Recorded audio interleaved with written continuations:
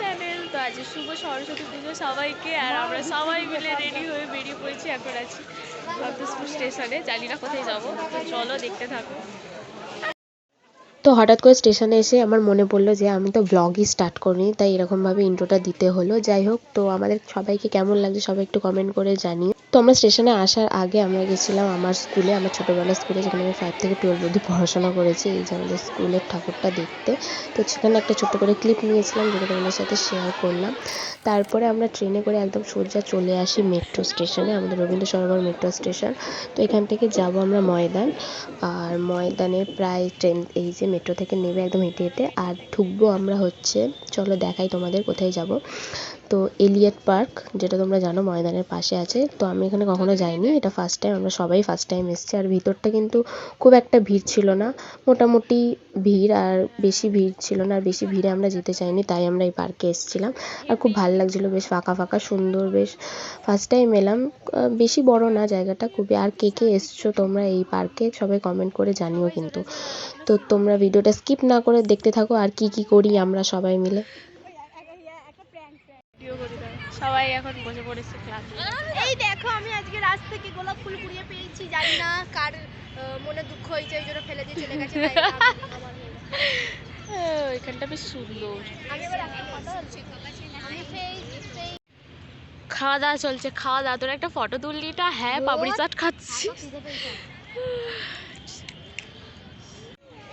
এখানে এখন photo session চলছে, এই যে সবাই একটু পোজ দিয়ে কীভাবে ফটো তোলা হবে। একটা ক্যামেরাম্যান আমাদের সঙ্গে নিয়ে এলে ভালো হতো, কারণ ক্যামেরাম্যানের অভাব, সবার একসাথে গ্রুপ ফটো তোলা যাচ্ছিল। এদের এখানে রিলস করা শেষ আর হচ্ছে না, আমাদের প্রচুর রিলস, প্রচুর ফটো তুলেছি আমরা এখানে। যারা রিলস আর ফটো দেখতে চাও, আমার ইনস্টাগ্রাম আছে ডেসক্রিপশনে, লিঙ্ক গিয়ে দেখে নাও, সব পোস্ট হবে ওখানে। চলো আমরা এখান থেকে বেরোবো, এবার কোথায় যাওয়া যাক দেখি, ময়দানের দিকে যেতে পারি বা বাড়ি। তো আমাদের বসে একটুখানি অনেকক্ষণ সময় কাটিয়ে, অনেক ছবি তুলে, ফটো তুলে, রিলস করে অনেক সময় কাটিয়ে আমরা তারপরে একটু ময়দানে চলে আসি। ময়দানের যা ভিড়, এইটা দেখে এই সামনেটা ঘুরেই আমরা আবার ব্যাক করে যাই। একদমই ভালো লাগছিল, যা ধুলো উঠছিল। আর এই যে ভিড় দেখো চারিদিকে, শুধু কাপেল, সবাই জোড়ায় জোড়ায় বসে আছে। আমরা একটুখানি ঘুরে এখান থেকে বেরিয়ে গেছিলাম। তারপর চলে আসি আমাদের মেট্রো স্টেশনে। এখান থেকে আমরা ডিসাইড করি যে কিছু খাওয়া দাওয়া করব। তো আমরা ভাবলাম যে তন্দুর হাউসে যাব, যেটা কালীঘাটে তন্দুর হাউস। তো কালীঘাটে নেমে আমরা এখান থেকে হেঁটে হেঁটে যাচ্ছিলাম।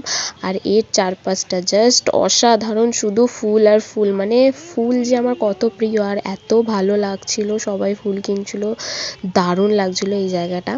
তো এই ফুল দেখতে দেখতে আমি সোজা পথে লেক মলের পাশ দিয়ে একদম আমরা চলে যাই তন্দুর হাউসের দিকে। কিন্তু গিয়ে আমরা অবশেষে দেখি তন্দুর হাউসে এত ভিড়, আমরা ঢুকতেই পারিনি।